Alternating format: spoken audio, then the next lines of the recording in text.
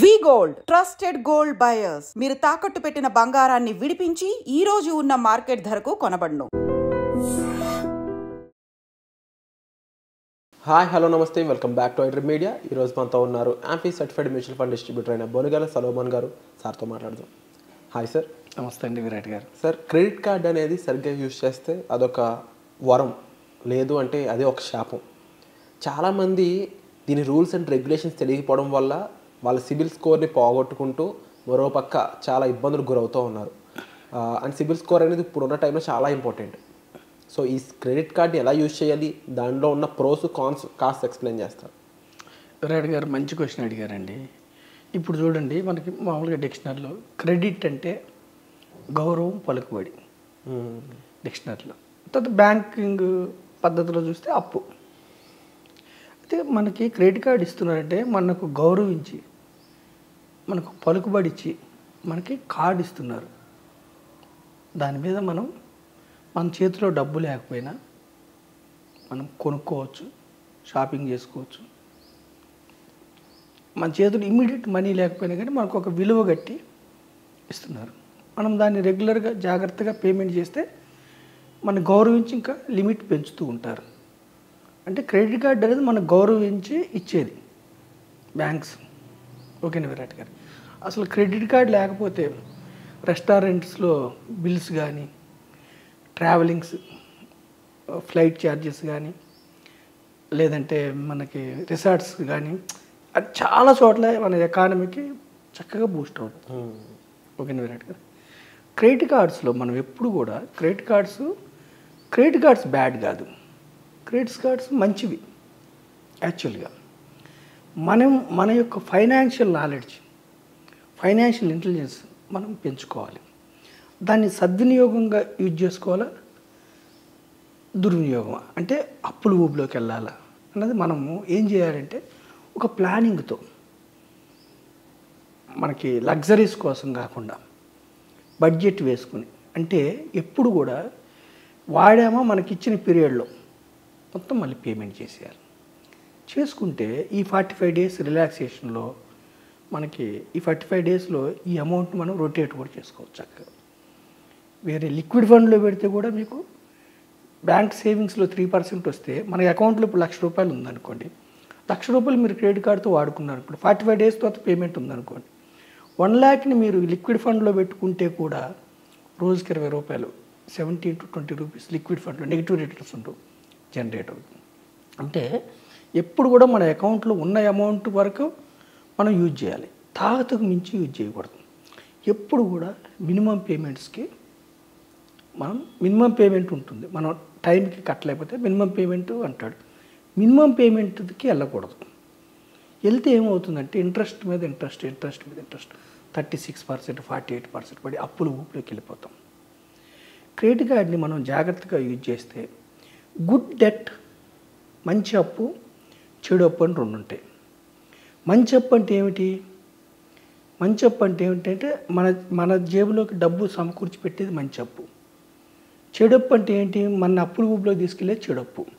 మంచి అప్పుకి నేను ఒక ఉదాహరణ చెప్తాను విరాట్ గారు. ఇప్పుడు చూడండి, ఒక రెంటల్ ప్రాపర్టీ ఉంది, రెంట్ వస్తుంది, కమర్షియల్ ప్రాపర్టీ ఉంది. దానికోసం మీరు ఇన్వెస్ట్మెంట్ చేసిన తర్వాత ఒక 20% కొన్ని పెట్టి మిగతాది లోన్ తీసుకున్నారనుకోండి, అది మంచి అప్పు. అంటే మీకు వచ్చే రెంట్ ఈఎంఐకి వెళ్ళిపోవాలి, మీ చేతిలో పడకుండా ఈఎంఐకి వెళ్ళిపోవాలి. అప్పుడు అది మంచి ప్రాపర్టీ. లేదంటే దాని అప్రిసియేషను మీకు ఒక ఈఎంఐ తీరేలోపు దాని అప్రిసియేషన్ విపరీతంగా పెరగాలి, అది మంచి అప్పు. చెడు అప్పు అంటే ఏమిటి?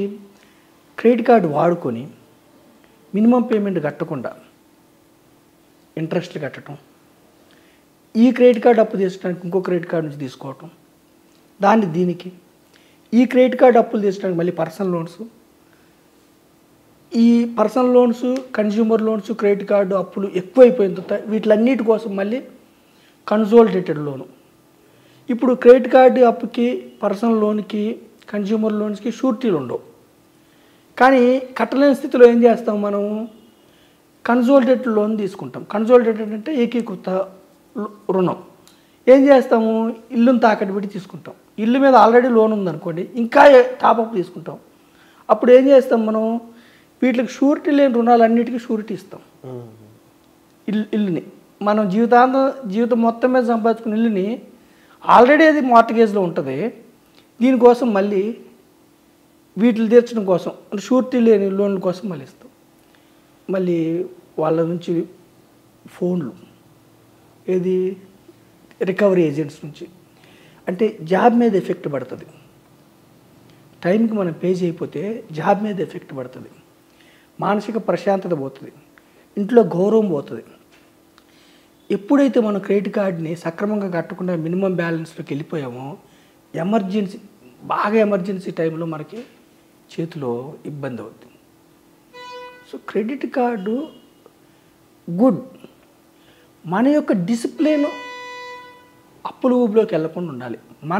మన ఎమోషన్ కంట్రోల్ చేసుకోవాలి, మనం కంట్రోల్ చేసుకోవాలి. క్రెడిట్ కార్డ్ మంచిది, మనం దాన్ని ఏ విధంగా వాడుతున్నాం అది ఇంపార్టెంట్. అండ్ ఈ క్రెడిట్ కార్డ్ మీద ఉండే పాయింట్స్ అంటూ ఉంటారు కదా సార్, ఆ పాయింట్స్ అనేవి ఎంతవరకు? కరెక్ట్. తర్వాత క్రెడిట్ కార్డ్ సక్రమంగా వాడితే మీకు పాయింట్స్ పరంగా కూడా కొంత అమౌంట్ వస్తుంది. పాయింట్స్ వస్తాయి కదా అని మీరు ఎక్కువ లగ్జరీకి వెళ్ళకూడదు, మీ బడ్జెట్ని బట్టి వెళ్ళాలి. మీరు కొంతవరకు మీకు 100 రూపీస్కి ఇన్ని పాయింట్స్, ఒక 5% ఏమో రిబేట్ వస్తూ ఉంటుంది. రిబేట్ కోసం మీరు తాత మించి అప్పులకి వెళ్ళకూడదు, ఊపిలోకి వెళ్ళిపోతారు. ఇంకొకటి ఏమిటంటే, ఈ క్రెడిట్ కార్డు, పర్సనల్ లోన్స్ ఇవి అసలు ప్రాపర్టీస్ కొనటం గుడ్ లోన్, అంటే పెరిగే ప్రాపర్టీస్, రెంటల్ ఇన్కమ్ కానీ ఇంకోటి.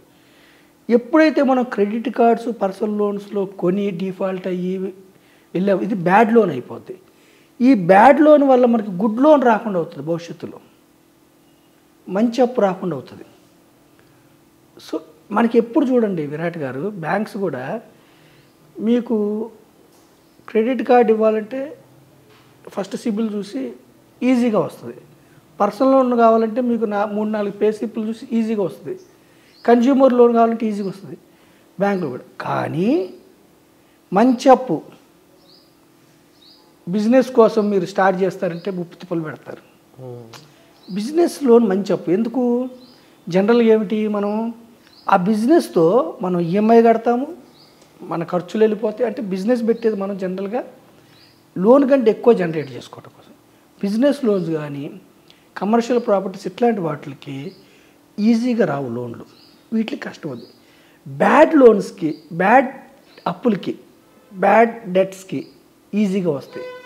సో ఈ అప్పుల్లోకి ఇరుక్కొని గుడ్ లోన్స్ రాకుండా చేసుకోవద్దు, సిబిల్ స్కోర్ దెబ్బ తీసుకొని. సో జాగ్రత్తగా మెయింటైన్ చేసుకుంటూ దాన్ని ఎంతవరకు ఉందో మీరు చెప్పిన 30% వరకు మాత్రమే యూటిలైజ్ చేసుకున్నట్లయితే చాలా లాభాలు అనేది వీళ్ళు పొందడానికి స్కోప్ ఉంటుంది. క్రెడిట్ కార్డ్ ఎప్పుడు కూడా విరాట్ గారు ఎక్కువ లగ్జరీస్కి వెళ్ళొద్దు. మీ యొక్క బడ్జెట్ ప్లాన్ చేసుకుని జాగ్రత్తగా చేసుకుంటే ఆపర్చునిటీస్ వస్తాయి మీకు. ఒక్కొక్కసారి ప్రాపర్టీస్ కొనే ఆపర్చునిటీ అప్పుడు యూజ్ చేసుకోవాలి. సో మనం క్రెడిట్ కార్డ్ అనేది గుడ్, అవర్ ఫైనాన్షియల్ ఎమోషన్స్ని కంట్రోల్ చేసుకొని వాడుకుంటే క్రెడిట్ కార్డ్ అనేది వెరీ గుడ్. అప్పుల ఊబిలోకి వెళ్ళొద్దు, మినిమం బ్యాలెన్స్ కట్టే ఊబిలోకి మాత్రం వెళ్ళొద్దు ఎట్టి పరిస్థితుల్లో. సో లగ్జరీస్ తగ్గించుకోండి, నీడ్స్ మాత్రమే, ఇంపార్టెంట్ అవసరాలకే యూజ్ చేసుకుంటే very good. Wonderful sir. So credit card గురించి ఒక ఇంపార్టెంట్ ఇన్ఫర్మేషన్ సార్ అయితే ఇవ్వడం జరిగింది. స్టిల్ మీకు డౌట్స్ ఉన్నట్లయితే మీరు సార్ని కాల్ చేసి మాట్లాడవచ్చు. ఇక వచ్చే ఎపిసోడ్లో మళ్ళీ కలుద్దామండి. Thank you so much sir. Thank you అండి విరాట్ గారు.